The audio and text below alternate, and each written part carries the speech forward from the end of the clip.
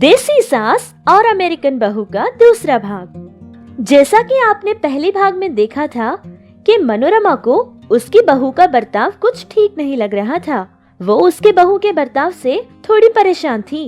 गांव वाले उसकी बहू के बर्ताव को देखकर बुरा भला कहे ये उसे बिल्कुल पसंद नहीं था।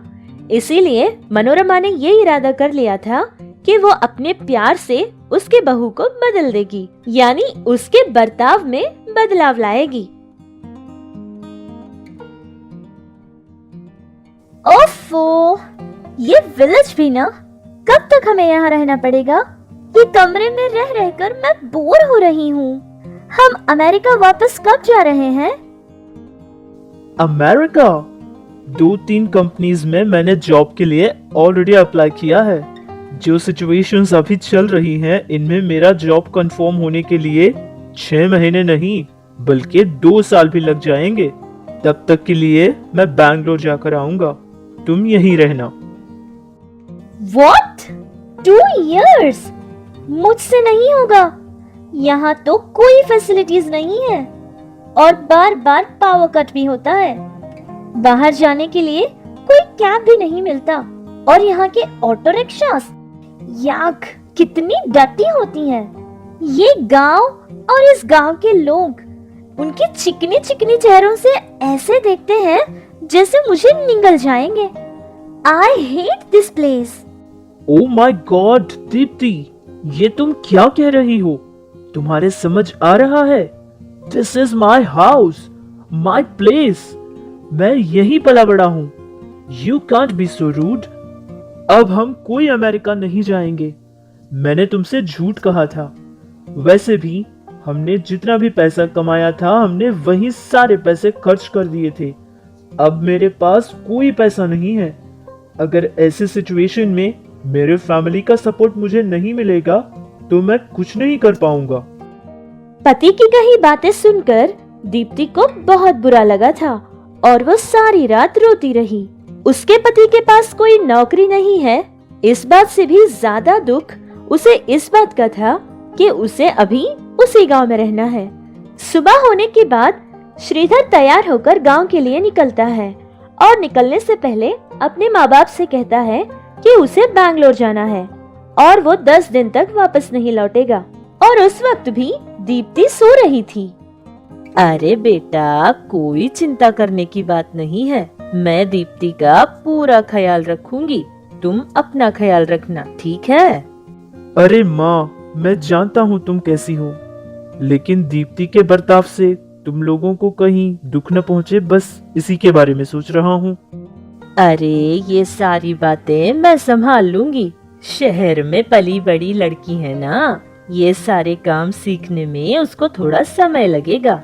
देखना, जब तुम वापस लौटोगे तो तुम्हें बदली हुई लगेगी। फिर तो ठीक है माँ, मैं चलता हूँ। श्रीधर के गांव जाने के थोड़ी ही देर बाद दीप्ति अपने कमरे से बाहर आती है, लेकिन उसे वहाँ कोई नजर नहीं आया था।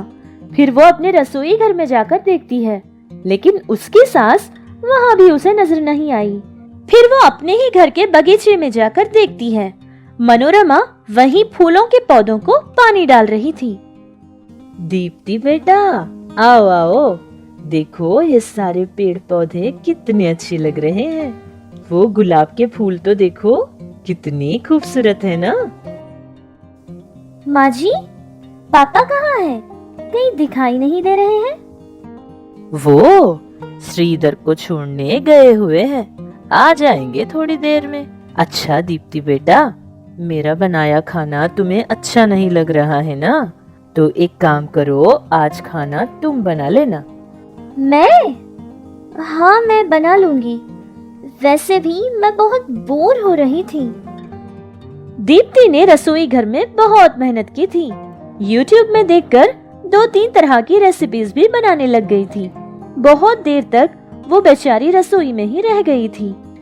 आखिरकार उसने खाना बना लिया था। तभी रामचंद्र भी घर वापस लौटता है और हाथ पांव धोकर खाना खाने के लिए बैठ जाता है। फिर उसकी पत्नी उसके लिए खाना लगाती है।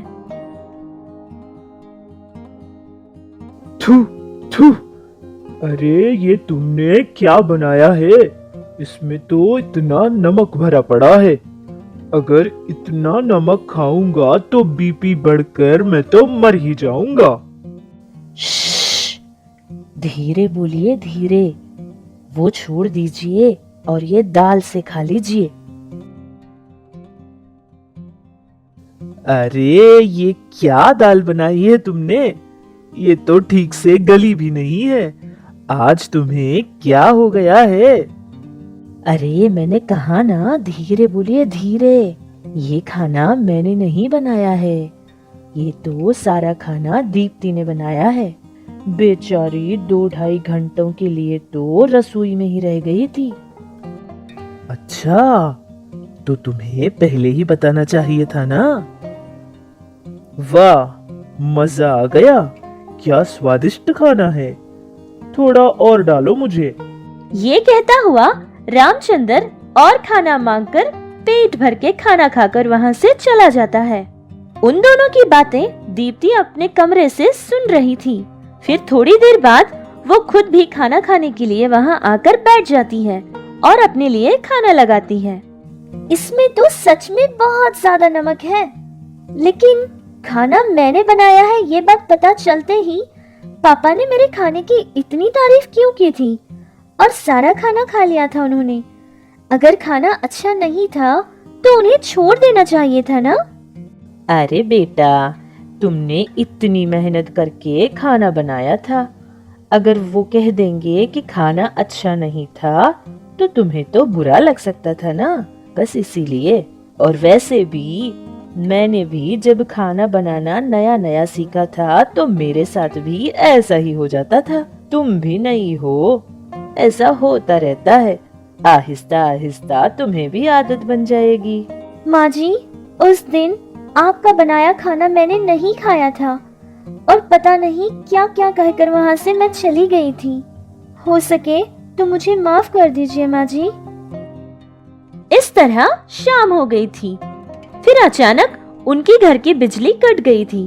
तब मनोरमा और उसका पति रामचंद्र दोनों ही अपने घर के आंगन में जाकर चारपाई पर बैठ जाते हैं और पास ही में एक दिया जला लेते हैं। तभी दीप्ति भी अपने कमरे से निकलकर बाहर आई थी। अमेरिका में कभी बिजली नहीं कटती है, लेकिन यहाँ बार बार पावर कट हो जाता है। क्या आपको इससे कोई परेशानी नहीं होती? अरे बेटा, कैसी परेशानी? बिजली की रोशनी तो हमेशा ही देखते हैं ना। अब यहाँ देखो, इतनी ठंडी ठंडी हवा में ये तारे, आसमान, ऐसे देखने में कितना मजा आता है। यहाँ आकर बैठकर देखो तो फिर तुम भी समझ जाओगी। आप बिल्कुल ठीक कह रहे हैं पापा। एसी में रह रहकर मैं हवा की खुशबू भी भूल गई थी। कितना प्लेजेंट लग रहा है। मुझे लगा कि यहाँ कोई ट्रांसपोर्टेशन नहीं है, लेकिन यही बहुत अच्छा है। कितनी स्वच्छ हवा है। I like it. अपनी बहू दीप्ति की बातें सुनकर मनोरमा और रामचंद्र को बहुत खुशी मिली थी। फिर दूसरे दिन सुबह मनोरमा और दीप्ति मिलकर उनके खेत के पास गए थे। दीप्ति बहुत देर तक वहीं रह गई थी और उन सारे लोगों को देख रही थी कि इतनी सख्त धूप में भी वो लोग बिना रुके कितना काम कर रहे थे। और उसे ये भी पता चल गया था कि उन सब लोगों के चेहरे इतने चिकने क्यों रहते हैं। इसी तरह एक हफ्ता गुजर चुका था। फिर श्रीधर घर वापस लौट जाता है। तब दीप्ति हंसते हुए उसके सामने जाती है। श्रीधर, तुम्हें पता है, मुझे तुम्हारा गांव बहुत अच्छा लगा। यहाँ के लोग और उनके दिल बहुत साफ है, बहुत ही हेल्पिंग नेचर रखते हैं। और तुम्हें पता है, हम लोग जब खेत गए थे तो वहाँ के लोगों ने मुझे नारियल पानी भी दिया था। और तुम्हें पता है श्रीधर, जब शाम को चारपाई पर लेटकर आसमान को देखते हैं तो कितना अच्छा लगता है। लेकिन तुमने तो मुझसे ये सब कुछ नहीं कहा था। ये क्या है माँ? क्या ये दीप्ति ही है जो मुझसे ये सब बातें कर रही है? इसे देखकर तो मुझे बहुत आश्चर्य हो रहा है। अरे बेटा, इतना ही नहीं, पता है तुम्हें, वो खुद ही मुझसे पूछ पूछ कर खाना बनाना भी सीख लिया है इसने। आज भी खाना इसी ने बनाया है। अच्छा, फिर तो चलो जल्दी से खाना खा लेते हैं। फिर सब लोग बैठकर खाना खा लेते हैं। श्रीधर को उसकी पत्नी दीप्ति का बनाया खाना भी बहुत अच्छा लगा था और दीप्ति के अंदर आए बदलाव को देखकर श्रीधर बहुत खुश हो गया था। वाह माँ, जैसा तुमने कहा वैसा कर दिया है। अरे बेटा, इसमें मैंने कुछ नहीं किया है। मैंने उससे कुछ नहीं कहा था, उसने खुद ही अपने आप सब समझ लिया। बहुत ही होशियार है हमारी बहू और बहुत अच्छी लड़की भी। मैंने तो बस ये कोशिश की थी कि जो गलत बात को वो ठीक समझती थी उसे ठीक से समझा पाऊं, और मेरी कोशिश नाकामयाब नहीं रही। आखिरकार मनोरमा ने जो सोचा था वो उसने हासिल कर लिया था। बहुत सी सास ऐसी होती है कि बहू को डरा धमका कर अपना काम करवाना चाहती हैं, लेकिन यहाँ मनोरमा बिल्कुल ऐसी नहीं थी। वो प्यार से ही उसका दिल जीतना चाहती थी और उसके स्वभाव को भी अच्छाई में बदलना चाहती थी, और उसने अपनी समझदारी से और प्यार से अपनी बहू को बदल भी लिया था। अगर इसी तरह हर सास अपने बहू को बेटी मानकर प्यार करेगी तो जरूर हर बहू भी अपनी सास को माँ मानेगी। क्यों, आप क्या कहते हैं? अगर आप मेरी बात से सहमत हैं तो कमेंट में मुझे जरूर बताना, ठीक है? और हाँ, हमारी कहानी आपको अच्छी लगी तो लाइक जरूर करना।